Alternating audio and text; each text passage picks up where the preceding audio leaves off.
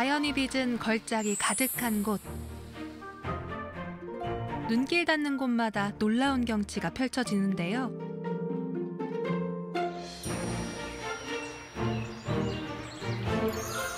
(500) 년을 지켜온 울창한 숲과 다양한 동식물을 만날 수 있습니다.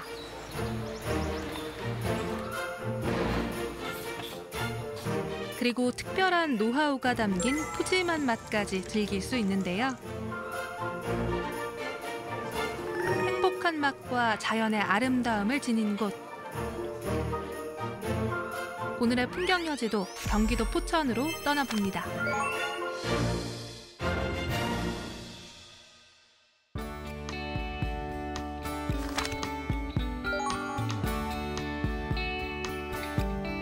원시 자연이 살아 숨쉬는 거대한 보물창고와 같은 곳.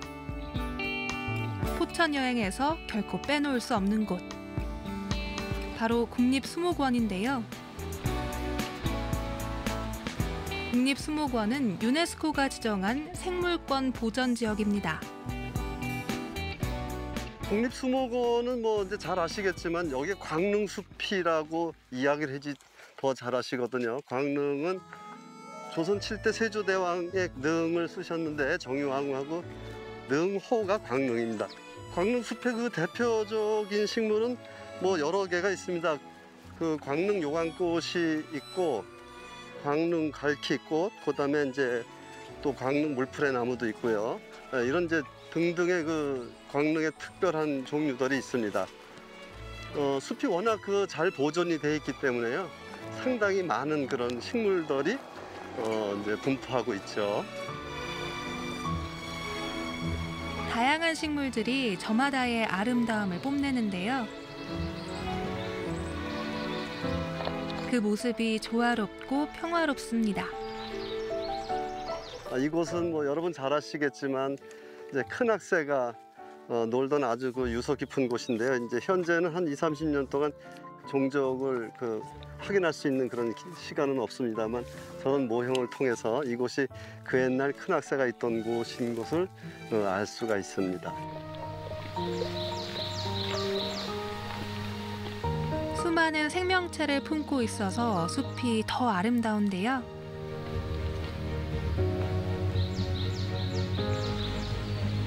이곳에는 6,700여 종의 식물과 4,500여 종의 동물이 함께 살아가고 있습니다.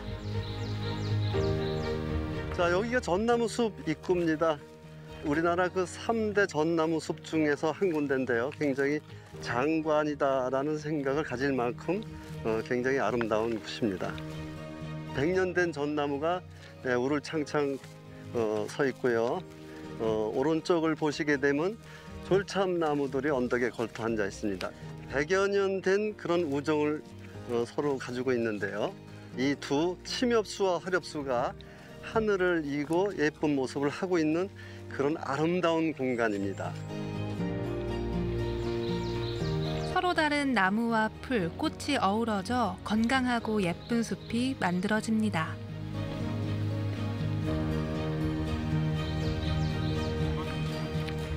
산책하는 사람들과 함께하니 그 모습이 더 아름다운데요. 맑은 공기 가득한 곳에서 공존의 아름다움을 배울 수 있었습니다.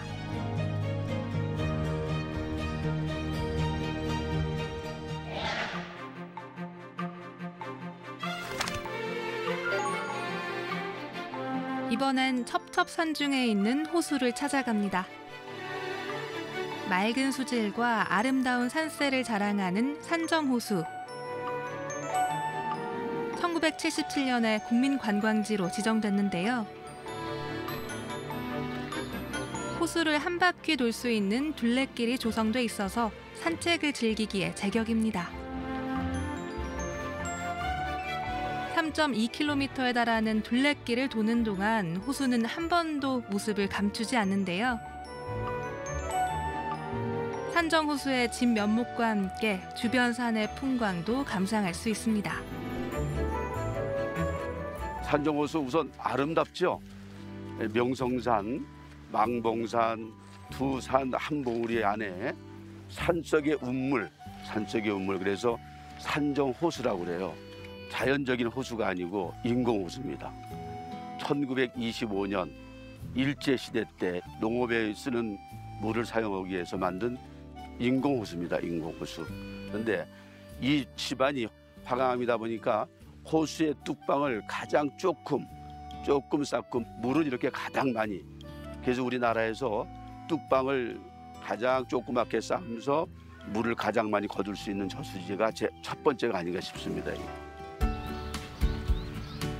잔잔한 호수 주변에는 아름다운 식물이 가득하고요. 둘레길 곳곳에 아기자기한 조형물도 설치돼 있어서 보는 재미, 걷는 재미가 쏠쏠합니다.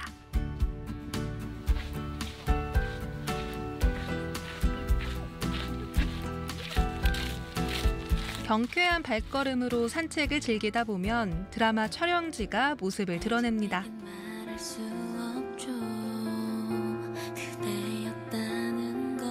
아름다운 풍경과 낭만적인 분위기.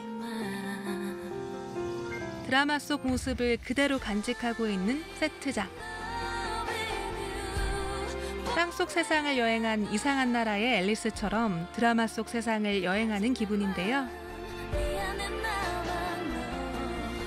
오래도록 기억하고 싶은 포천의 어느 멋진 날이었습니다.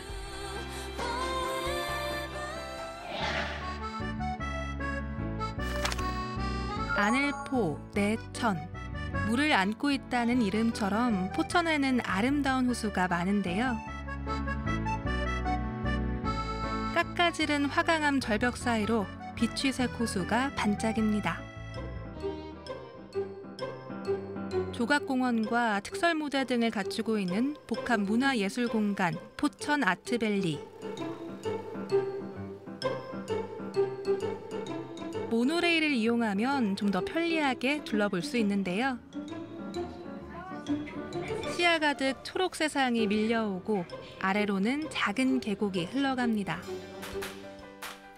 모노레일에서 내려 제일 먼저 찾은 곳은 천주호입니다. 꽃터널을 지나면 화강암 절벽을 병풍처럼 두른 천주호가 모습을 드러내는데요. 바닥에 가라앉은 화강토가 반사돼서 물은 에메랄드처럼 빛납니다. 화강암을 채석하기 위해 파들어 갔던 곳에 빗물과 샘물이 흘러들면서 호수가 만들어졌는데요. 지금은 그 호수가 사람들을 불러들여 평화로운 시간을 만들고 있습니다.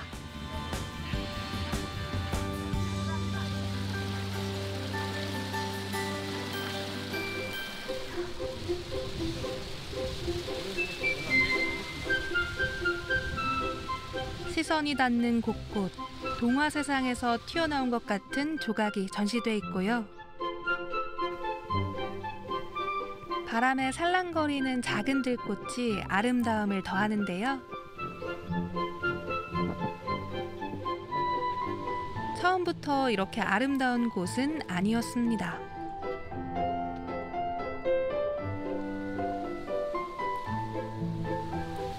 본래 이곳은 포천 화강암을 캐던 채석장이었는데요. 30여 년간 폐채석장으로 방치되어 있다가 자연 속에서 예술을 즐기고 감상할 수 있는 문화예술공원으로 탈바꿈했습니다.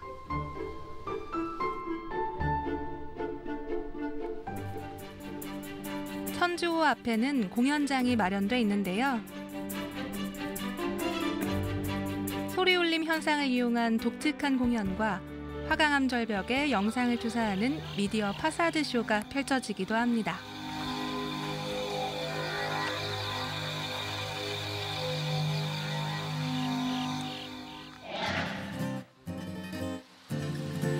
이제 포천의 맛을 찾아가 보겠습니다. 1960년대 초반 포천시 이동면에서 처음 선보인 이동갈비. 갈비의 살에 칼집을 넣어 넓게 편 다음 양념에 재워 숯불에 굽는 건데요. 미군 부대에서 나오던 질긴 고기를 부드럽게 하기 위해 양념하기 시작한 것이 이동갈비의 비법으로 자리 잡았습니다. 두툼하게 썰어 양념에 재운 이동갈비. 참숯에 굽는 것이 정석입니다. 고기의 육즙이 마르지 않도록 구울 수 있기 때문인데요. 달콤한 양념에 재웠다가 숯불 향을 고루 입혀서 구운 고기. 보기만 해도 입안에 침이 고이는데요.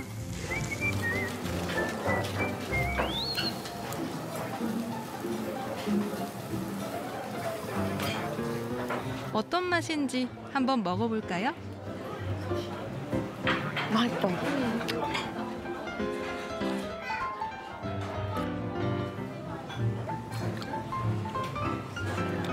저희 엄마가 갈비는 막 달거나 양념 때문에 싫어하는데 이건 진짜 좋아요.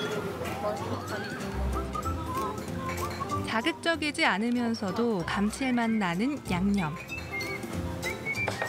부드러우면서 고소한 고기 맛이 일품입니다.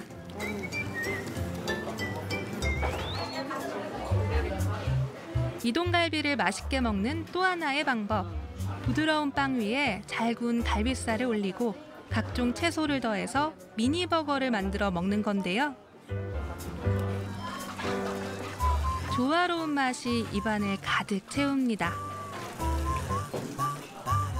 모양은 미니버거지만 맛은 정말 일품인데요.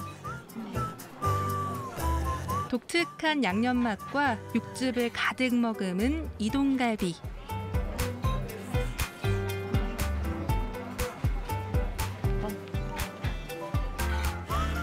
좋은 사람과 함께 또 찾고 싶은 포천의 맛이었습니다.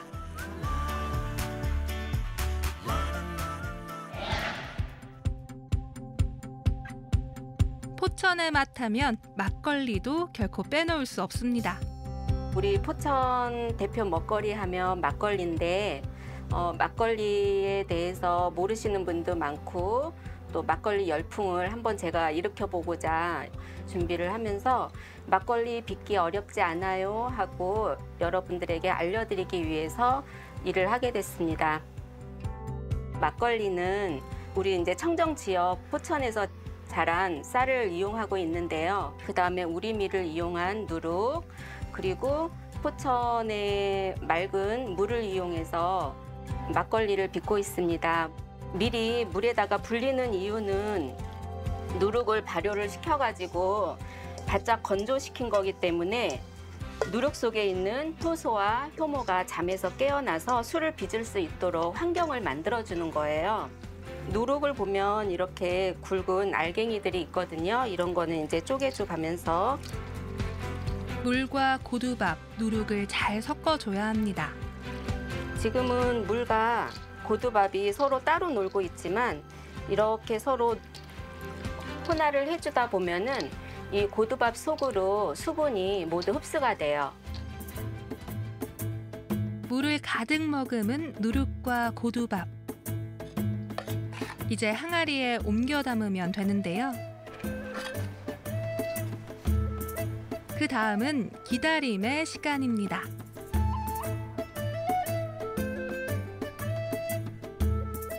열흘 정도 지나면 완전히 발효가 돼서 술이 만들어지는데요. 항아리 속에서 술이 익어가는 모습 살짝 엿볼까요?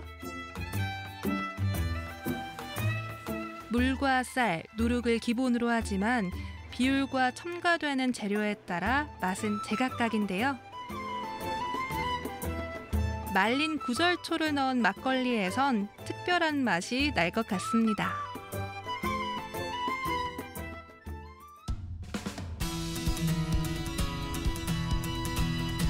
천혜의 절경을 품은 포천.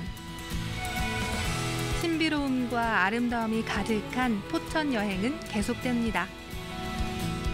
풍경여지도 다음 주 포천의 두 번째 이야기도 기대해 주세요.